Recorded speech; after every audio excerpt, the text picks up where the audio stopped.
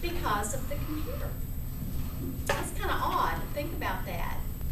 The computer has all the online stuff has pretty much taken the place of what's in print. Even textbooks, like the ones that you're seeing, they're now e-books.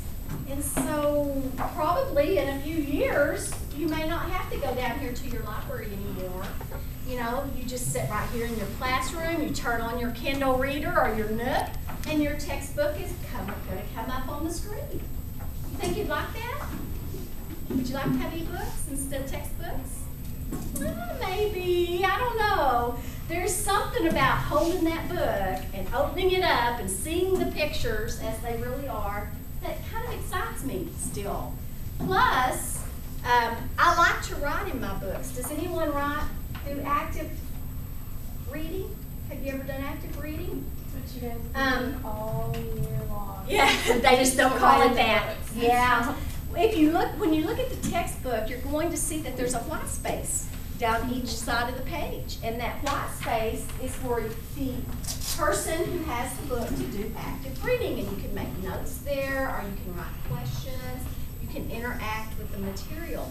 And so I kind of see that the Nook or the Kindle takes that away. You can highlight. There's a highlight key on the Kindle and the Nook. You can highlight, you can save that. You can even type in your own notes. But it's not quite the same deal.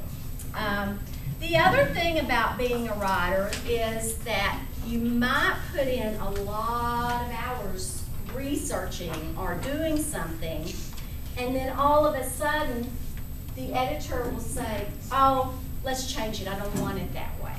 And so you may spend 15 or 20 hours on an article that only pays you about $100 or less. If you write for the Houston Chronicle, they pay about $75 an article. So think how many articles you would have to write in 1 week to make a $400 or $500 car payment. That's a lot of articles, isn't it? So you have to be very quick. You have to have a very fast turnaround. Sometimes I will sell 7 or 8 articles in 1 week. So I'm putting in about 2 hours or 3 hours per article. The more of them you write, the faster you get, of course. The other thing is that most writers don't have any benefits. We don't have any health insurance or retirement funds or anything like that. So a lot of people who write have several other jobs as well.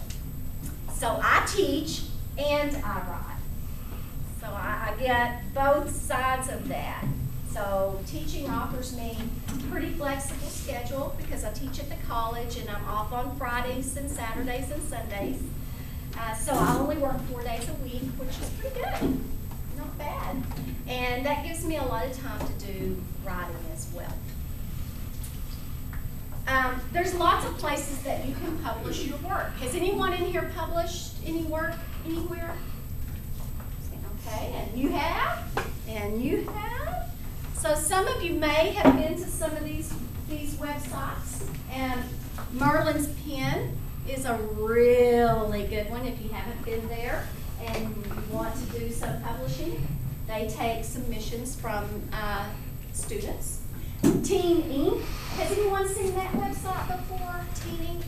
It's one of my favorites. And as a former 7th grade teacher, I really encourage my students to use Teen Ink a lot. They have a really good forum, and the whole thing is written by students.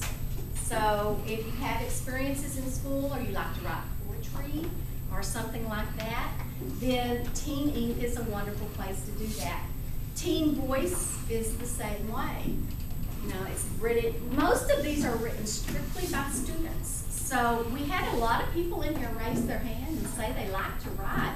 So I hope this summer that some of you will look at some of the websites, and I'll leave the PowerPoint with your teacher, and you can look at some of the websites, and I hope that some of you decide to do some publishing over the summer, because you probably have plenty of time to do some writing over the summer. A lot of people write for fun. A lot of people don't ever think that they'll publish their work. They just write. And they do the journaling. Do y'all journal in here? Yes. every day, because if you want to